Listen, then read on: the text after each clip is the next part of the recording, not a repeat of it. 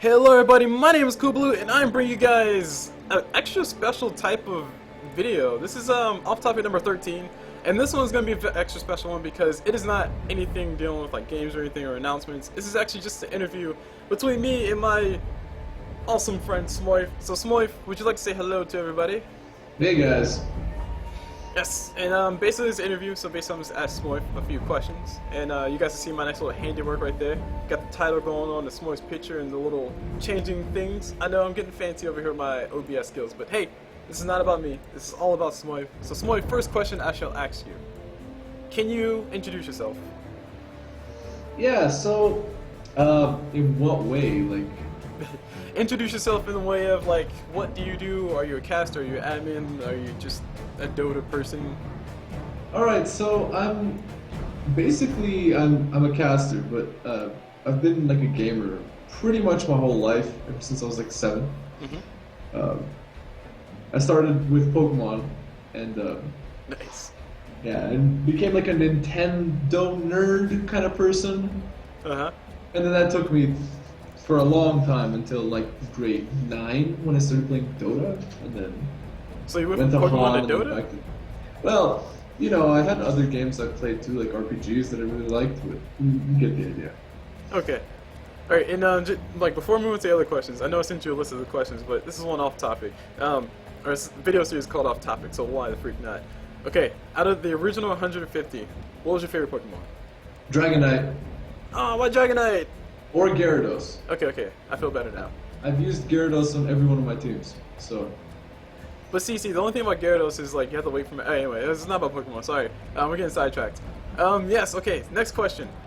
So, this interview is coming out as a result, or sponsored by NA Dota, as you guys see right there, presented by NA Dota, and also advertising the Sunday Evening Cup series. And for all those who don't know, that is a weekly series held by North American Dota, and it's a freaking awesome series. Basically, a maximum capacity of 64 teams.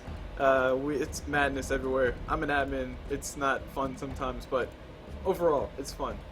And that's how Smoyf is getting involved on this. So Smoyf, we know you're involved as a caster with the Sunday Evening Cup series. So would you like to just let us know, how did you get involved in the SECS in the first place? So, there was this guy I met once, kind of a cool dude. His name is CulBlu. I don't know if you've heard of him. No, And, never heard the name, but keep going. Yeah, and he basically introduced me to like SCS. He's like, hey, you wanna be an admin for this? And I was like, I've never been an admin before, but okay, you know. And yeah, that was basically it. And having a recurring tournament that I can be like a regular at and cast regularly at, that's very appealing to me because I have a schedule. So That's a good way to look at it. I just kind of looked at it as a thing like, crap, I gotta do this on Sunday. Freak. But yeah, okay, when you look at it that way, it's much better. It's a much better perspective, isn't it? it's also a perfect time. It's not interfering with anything. Who does anything Sunday at 5? I know, right? Until 1 o'clock in the morning. Anyway, moving on. Okay, so how many games have you casted so far for the event? I think I've casted 3 or 4 of the SCCS every round, except today I missed 1. But that's pretty much, I don't know, 8 times 4 is 32, 30, I guess, is a conservative guess. And by 8 times 3, you mean there's 8 rounds and you casted 3 matches each round? No, so there's 8 rounds, but I've casted 3 SCCS is. Oh, and you casted 1 match each. Okay, sorry, I got lost on math. I don't know, science and stuff. Okay. So that's quite a few games then. Yep. Alright, cool. Alright, and actually, I'll branch off this for a quick second. With all those games that you said you've casted, you said there's 8 rounds, and you've only casted about 8. That's what, 30, 24? 24? Oh, if there's only been 3 tournaments, I don't know if it's 3 or 4. If it's 3, I've casted 24. If it's 4, I've casted 32. I don't know. It's one of those 2 numbers. And yes, and for everybody who's wondering, that does sound like a lot, but keep in mind that we've pretty much had a full party every single time, like a full turnout, and we've essentially had 63 matches. not 63 matches. Like some teams got buys on the first round, sure, but still 63 matches, and Smoyf has only casted like 60 total out of 63 times 3, which is some number I don't want to do math about. Anyway, enough of me plugging NA Dota once again, because this all is brought to you by NA Dota, the awesome NA Dota. Go check him out. Shout out to you, Spitlight. So next question about, because this is about Smoyf. Smoyf, explain how your first cast on Dota TV felt, because this is a ticketed event and we are featured on Dota TV. So explain, like, the first time you knew you were on Dota TV. How did it feel? Best feeling in the world. Like it's so like I started literally not knowing anything. Anyway, to go from that to actually being on Dota TV where people can actually hear me, you know, like that's so cool. You know, like I never thought that would happen. Like I thought that would be something that would happen in like 10 years, or you know, like also known as never. Never. Yeah. So it's crazy. I mean, eventually you get to that point, but if you made your own. But yeah, the shell shock is definitely there, right? Yeah, it's sweet. It's really sweet. All right. Okay, and the next question is, do you have, or because you've casted so many games in the SECS, like we said, roughly what, 24 games over the course of 3 tournaments? Have you seen, or have you found any teams that you've found to be your favorites so far? Like, any reoccurring favorites? So there's a few. So I like Unnerve a lot. Maybe it's because Unnerve likes me. I don't know. I like Avanti's Angels as well. And I'm also a fan of what are they called? I casted them today. Not Team Property. Man, one sec. I have cue cards here. Where are they? I cast them today. Don't worry, take your time. You don't have to rush. Silence is a good thing. And now, while Smoyf is searching for the team that he's looking for, of course, guys, I know I said it earlier. Oh, Team Pandemic. There you go. Team Pandemic. Oh yeah, Team Pandemic. Right, I remember them. Yeah. Funny story about them. I'll tell you guys in like the update, but not right now. But okay. So you have your favorite teams. Nice. Always get to find some favorites, especially when you're in a tournament. That shows that you're invested in the tournament. Anyway, enough of that. All right, Smoyf, moving on to the next question. How does it feel to know that people are tuning into you on Dota TV? I mean, it's kind of a redundant question from earlier, but I have it listed, so I'll ask it again. It's awesome. Like, really? Like, me? Once again, like, that's nuts. And actually, before we started doing this interview, you were just commenting on, like, you had like 1,000 extra views on your YouTube page over the course of like a week. Yeah, and also, not only do I have 1,000 views on YouTube, but I also have like 1,200 views on Twitch. So I almost have 10K views total. Really? Yeah, almost, like 8K right now. Not that I'm jealous or anything, but I'm slightly jealous. But that said, your casting work is really good in my honest opinion, but hey, that's just me. Thank you. Kind of buttering you up a little bit for the next question, because the next question is, when did you start playing Dota? When did I start playing? Grade 9. So when I was 14, I think. 14. I'm 21 now, by the way. So it was a while ago. But I wasn't good, and I didn't play Dota for long. I played Dota for like a year, and then I played Han for like 2 years, and then switched back to Dota. Something like that. And just elaborate a little bit, like the transition, because you mentioned Han, the transition from Dota to Han, then back to Dota, like the initial transition from Dota to Han, like what was the thing that kept you in Han? All my friends played it, and I loved it. Han was really good. Like when I played it, Han was at its peak. It was the best Han has ever been. You know, and it was, you know, it had a high player base. The heroes were good. The heroes that existed that were being created were good. They're well designed. You know, the game mechanics were awesome. I actually considered in the back of my head becoming a Han caster even back then. Nice. But I wasn't very I wasn't very confident, or like I didn't believe in myself. So I didn't do it. And at the sacrifice of a beautiful transition, I'll add on to that question, I was actually in the transition from Han to Dota, and not to turn this into a conversation about Han, but like, what drew you back to Dota? What has kept you in Dota? Not necessarily comparatively between Dota and Han, but just what so far has kept you in Dota? Aside from casting. So what I like about Dota, as compared to Han, two things. One is that the community is much more friendly, Wait, hold on, even though a lot of people. Smoyf, not compared to Han, because I don't want this to be a Han bashing interview. It's not a Han bashing. Okay, go ahead, proceed. So the community is really friendly. Uh-huh. And the second is that the competitive scene for Dota is much more emphasized. There's a lot more. So for Han, there's one casting group, right? There's like Han cast, and that's it. Uh-huh. Like that's the only thing I could find anyway. For like Dota, there's like 15 different people that do it. Mm-hmm. And there's also Valve throwing $2.5 million at a tournament, but I'm just saying. Yeah, and that's important. Yeah, it's important. It was a good investment by Valve because Dota is the most played game on Steam. Mm-hmm. So there you go. That is very true. And okay, like I said before, I sacrificed a beautiful transition. But you mentioned before that you were thinking about being a Han caster, and this is me trying to resurrect that transition. But with that thought, what? Oh, I was like, whoa, where's my question? Where is my question? Oh, there you go. When did you first get the idea to become a caster for Dota 2? Like the transition would have been perfect if I would have like used the moment, but anyway. So when did I first get the idea to become a Dota 2 caster? Correct. So it was actually this year. It was in May or June. I don't remember. I think it was May or June. Basically, what ended up happening was I reached a point where I was like, I've invested so much time in Dota.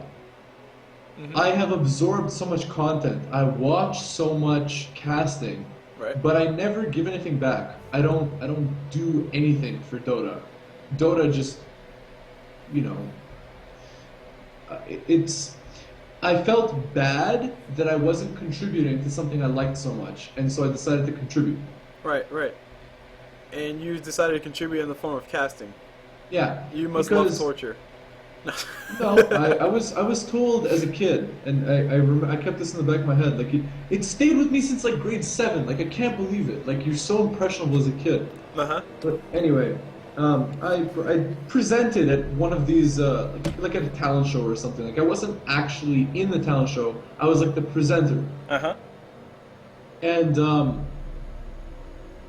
afterwards, after the talent show, like the the teachers. They came up to me and they were like, "You should do this more often. You're really good at this." And I was like, "Really?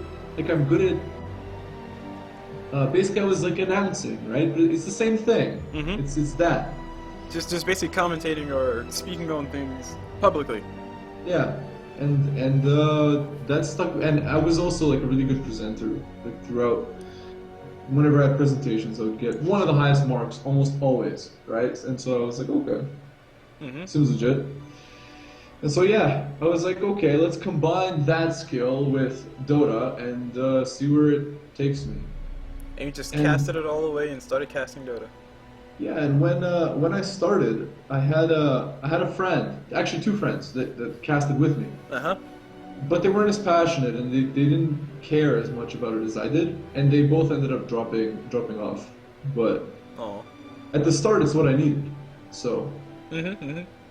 They were there to assist you in your initial growing. And speaking of like them dropping out and just like not really having the motivation to keep going, what is it that's kept you motivated to keep casting? Because I don't know if you know, but as a caster personally, also to everybody else who's trying to become a caster, one of the hardest things to take still is criticism, because sometimes you get so defensive about the thing that you make, and it like you always have to fight that urge to like not go overboard with how you respond to people. So like, for you, what has kept you casting?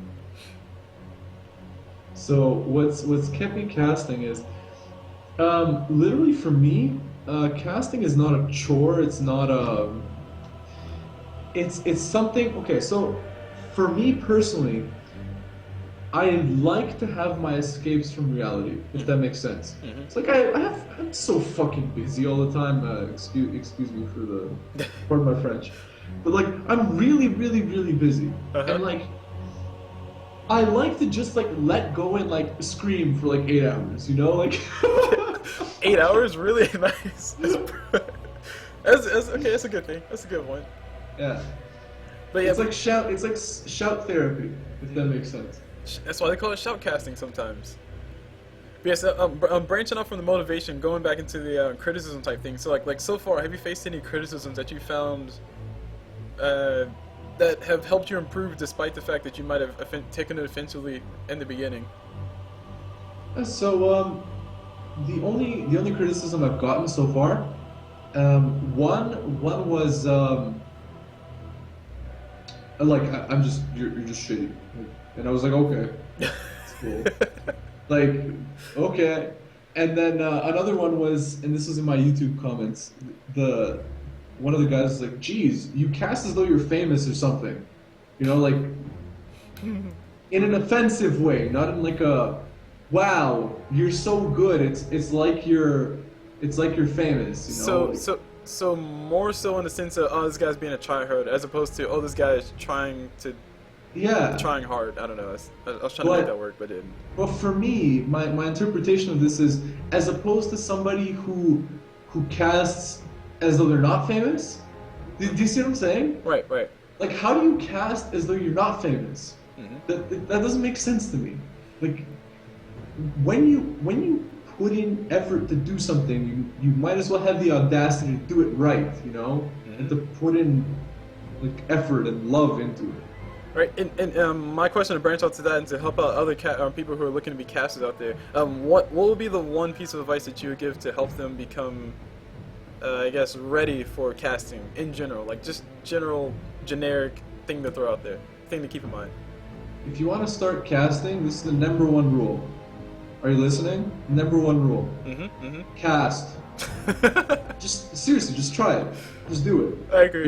You're gonna be bad when you start. Everybody's bad when you start. There is, okay. Think about it this way. Every person who is an expert in anything you have ever seen in your life started out shitty. Yeah. That is very true. And for those who watch How I Met Your Mother, this is not a plug for them, but Barney Stinson, he was not a player his whole life. He was a scrub. Anyway, Yeah. I was just watching on Netflix. Sorry. And like that's like you don't become good at something by saying, oh, I'll never be good at that. Because when you say that, you're right. You will never be good at that. Yes, sometimes your biggest enemy is yourself. And speaking of your biggest enemy being yourself, man, that was a horrible transition. Oh, Smoyf, what would you say is the most difficult thing about casting that has been for you so far? Like the most difficult thing.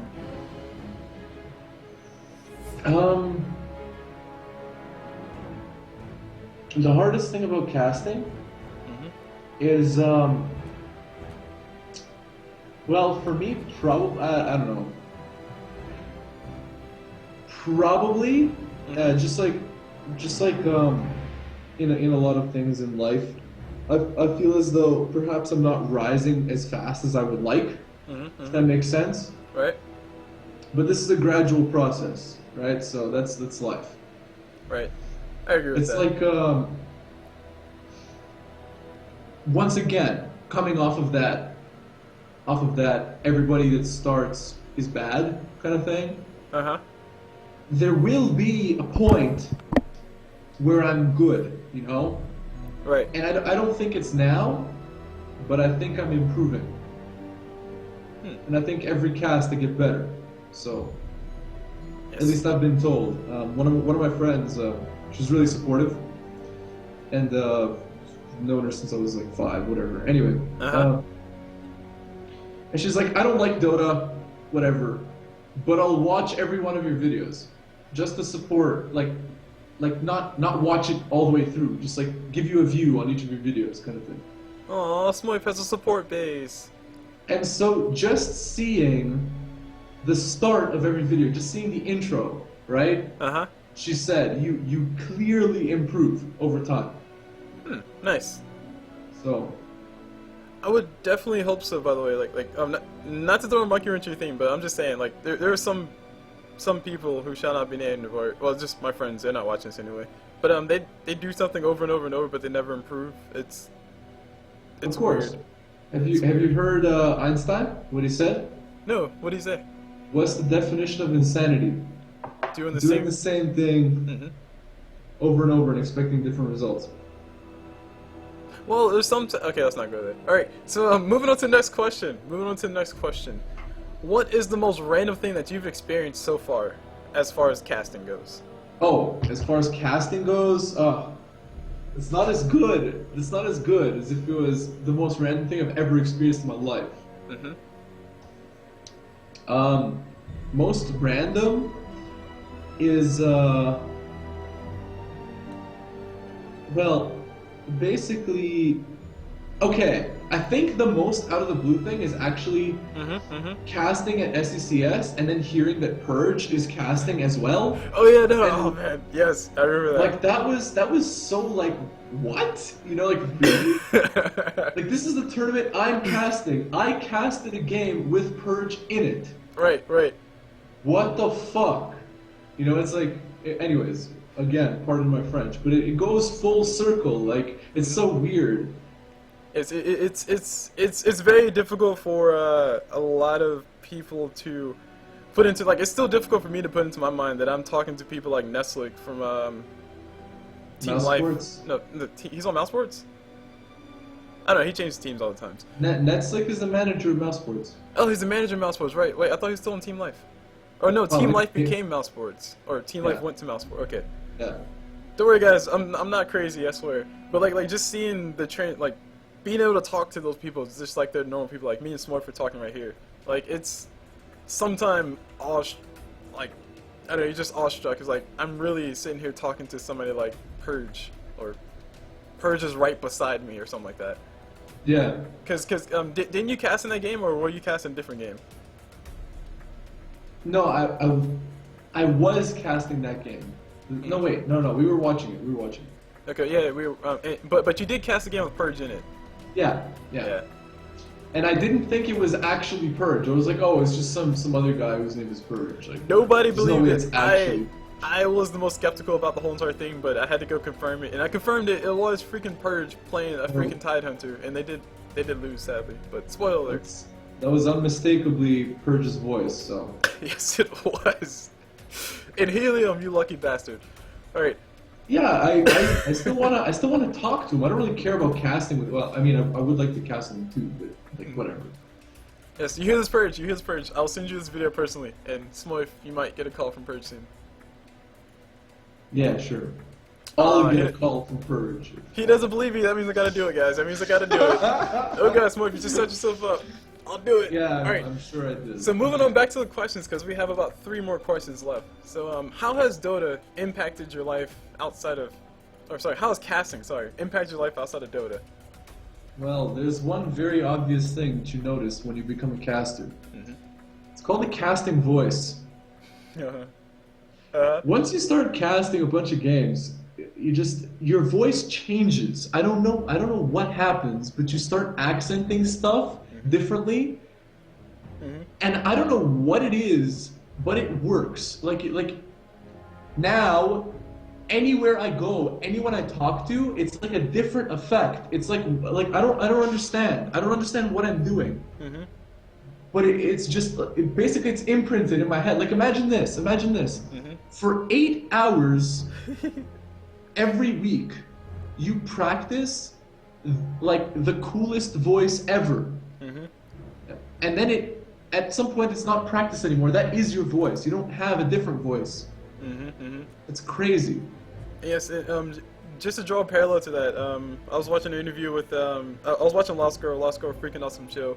You guys should check it out on Netflix. It's about a succubus and their sex and stuff, so, I don't know, people might watch it just because of that.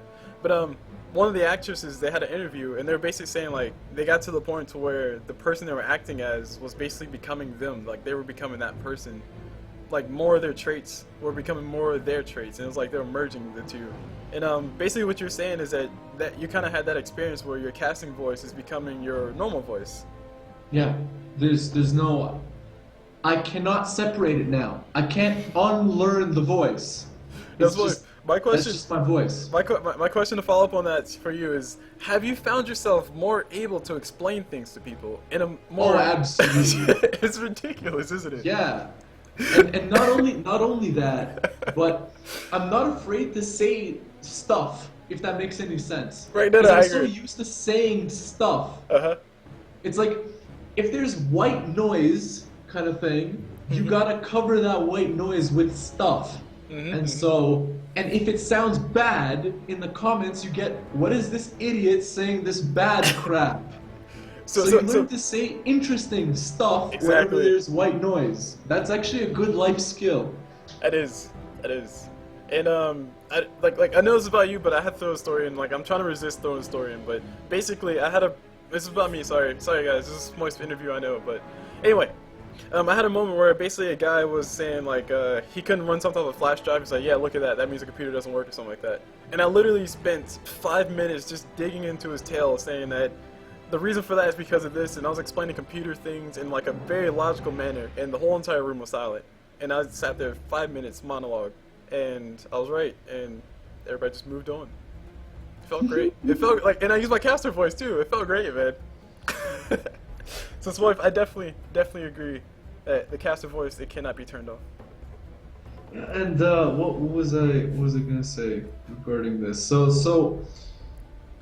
Oh, and also another key skill when you cast, learning to make fun of yourself in a way that's not self-deprecating, but it's still self-deprecating and it's still funny. If that makes any sense. It does. And also learn like, learn how to laugh at your own jokes when nobody's laughing, because you know they're gonna laugh in the future. Like we're doing right now, but we have somebody to laugh with. You know, okay. It sounds so. It does sound bad, but it's, well, if you know it's true, you know it's true. Yeah, that's true.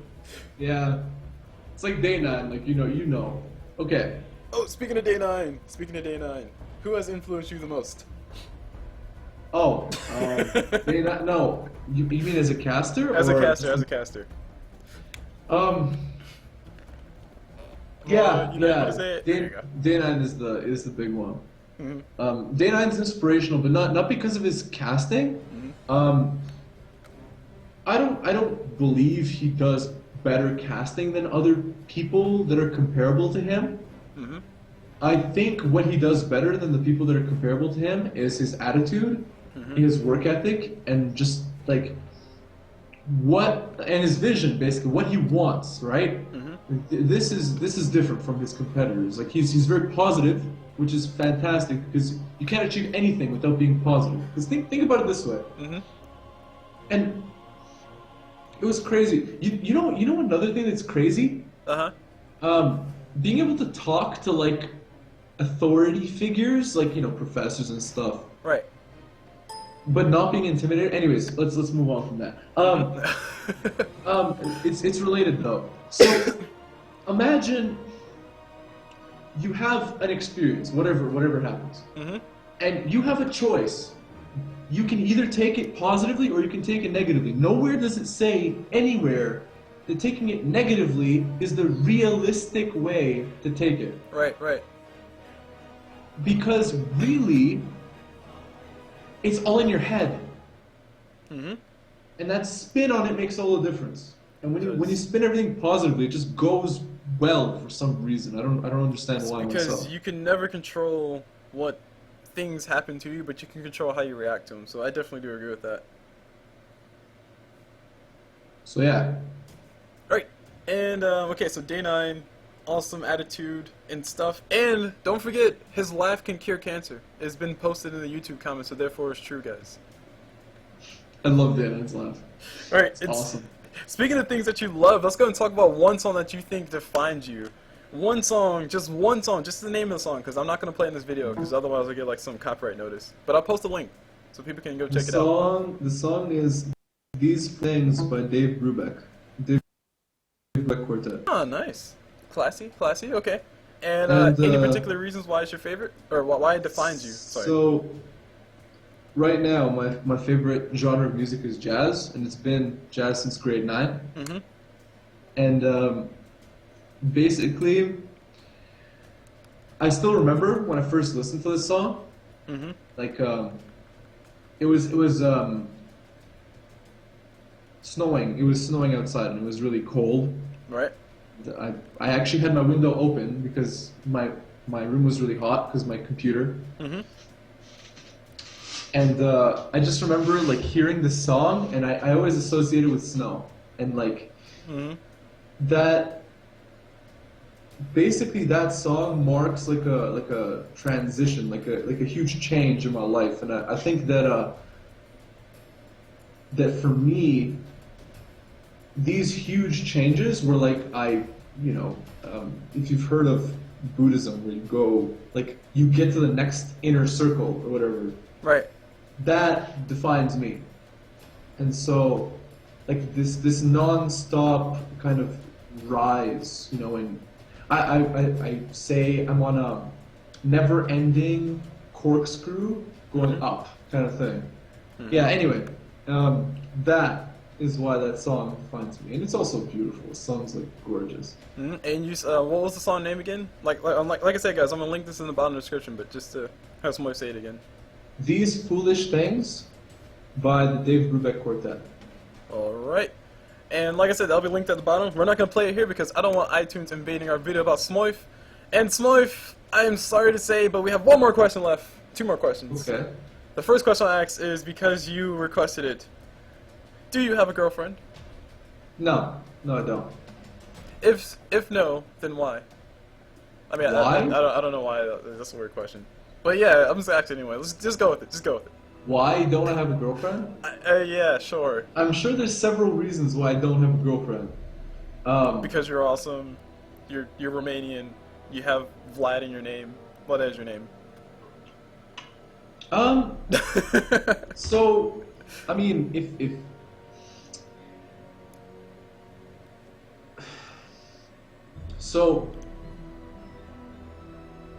So I don't believe that I'm not good enough. Like I have had a girlfriend in the past, I just don't currently. It's basically like dating girls is kind of the same process as improving at something. It's like you date a girl, fit's not quite right. Then like, let's just be friends happens, or you're not into it. Or you're not into it, or it doesn't mesh, and so you go to the next one, and then the next one, and the next one, and eventually it fits, eventually it happens. Okay, and Smoyf, in the interest of keeping people's minds out the gutter, can we use a different analogy, please? What do you mean? Just keep going, just don't say it fits. Oh yeah, okay. That's not what I was thinking of, but yeah, that's exactly where I was going with this. So you see, when a guy and a girl love each other Okay. Moving on. Okay, I have another question. I said that was the next to the last question, but this is next to the last question. Do you like Dire Tide? I don't know what Dire Tide is. Smoyf, come on, no, you just lost cool points. Yeah. Even I know what Dire Tide is, and I don't like Dire Tide. Sorry guys, I lost cool points too, but not as many as Smoyf. At least my name has cool in it. Alright, so anyway, so to, like I said, in the interest of not make sure the conversation doesn't go back to where it just came from, Smoyf, would you like to give any shoutouts? Any final shoutouts? Anything you want to plug? Anything you want to give love to or something? So first, I'd like to thank my very best friends in the whole world. So I'm gonna plug Drake. I'm gonna plug JL. I'm gonna plug Nezzacard, and I'm gonna plug Diana, and of course Alex. These are some of my favorite people in the whole world. People that have helped me like get to where I am today. And yeah, of course, shout outs to CulBlu for being awesome and providing this interview. Shout outs to NA Dota for accepting me into its arms, and everybody seems to like me, so we're cool. We seem to be okay.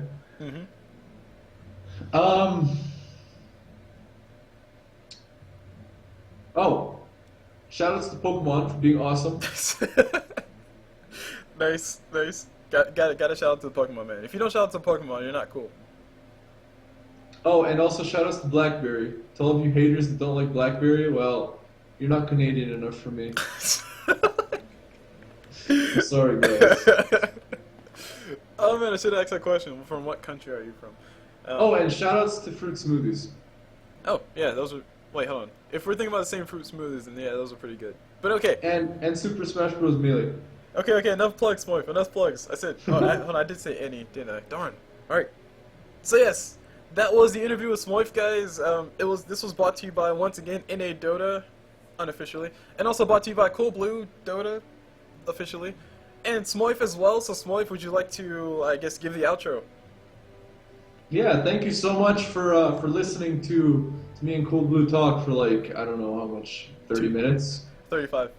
Yeah, it's been fantastic, and as usual, keep watching, and we'll keep doing stuff, because really, if we didn't have an audience, we wouldn't keep doing this. Actually, that's not true. I would still do it. Yeah, me too.